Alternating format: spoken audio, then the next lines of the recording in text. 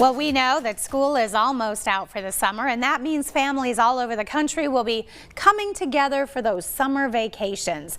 If your family feels a little like the Griswolds, well, help is on the way. Psychotherapist Dana Skaggs says boundaries can truly save the day. She joins us now with more on summertime family vacations. Good to have you on the show. Thank you. Jeremy and I were having fun with this topic earlier. We were role playing, and it's pretty easy to do when it comes to these summer vacations. And you think about, you know, the Griswolds and Clark and how much fun they've all had on the road. It can get crazy. I mean, whether it's just your immediate family, but often people are going, like adult siblings are going together where all the cousins are coming along. Sometimes there's grandparents, sometimes you have mother-in-laws, father-in-laws joining in, multi-generational, events. And so you get people that are put together in a relatively small space for a week, and they're not really used to that.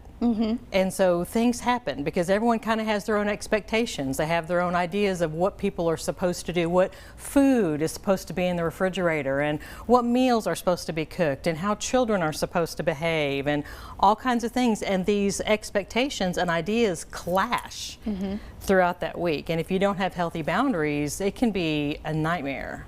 And what you want, I mean, you have such good intentions of making those memories. Everybody wants those memories that we can look back on and remember that cabin that we all rented and went together, and it was just sunshine and butterflies and rainbows, but sometimes.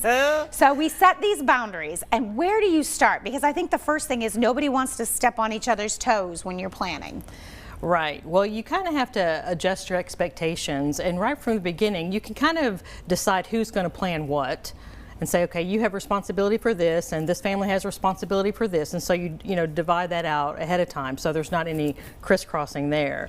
But I think once you get together, that's when the kind of hits the fan. When everyone, they have all these ideas, like you said, of buttercups and roses, and then once they get there, things start changing. And so right off the bat, I think if someone has an issue, if someone's having a meltdown, if someone's upset about something, try not to personalize it. Try not to make it about you.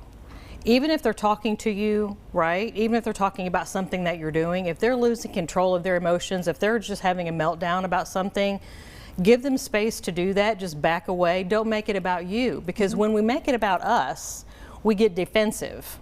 Then we start getting mad.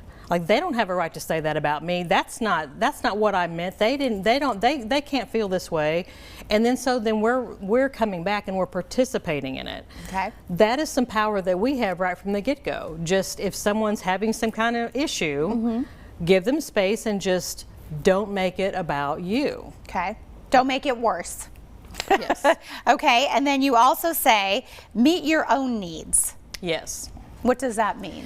That means that, for example, if you need some space, for example, if you are an introvert and you know that when you're with people, you really enjoy being with people, but it takes energy from you, and you kind of restore your gas tank by being away, by being alone, then you have to know that about yourself. So when you're with the crowd, enjoy that, but then take some time, create some time to go away, to be by yourself, to have that where you can do some mindfulness, do some meditation, devotional, prayer time, whatever you want to do that will calm your spirit. So then you can come back in and enjoy everyone, and you have calmed yourself down. That's your responsibility. Your thoughts, your feelings, what's going on internally inside of you belongs to you. It's not someone else's job to calm you down. It's your own. Take responsibility.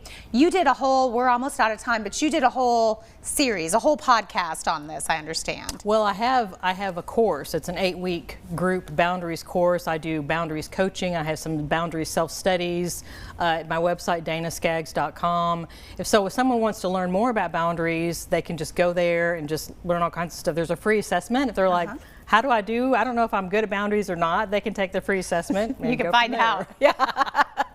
All right, she does have a great website. She also has a lot of different information on her podcast as well, Phoenix and Flame. You can find out more by going to danaskaggs.com. Do some planning and make those summer vacations by setting a few boundaries.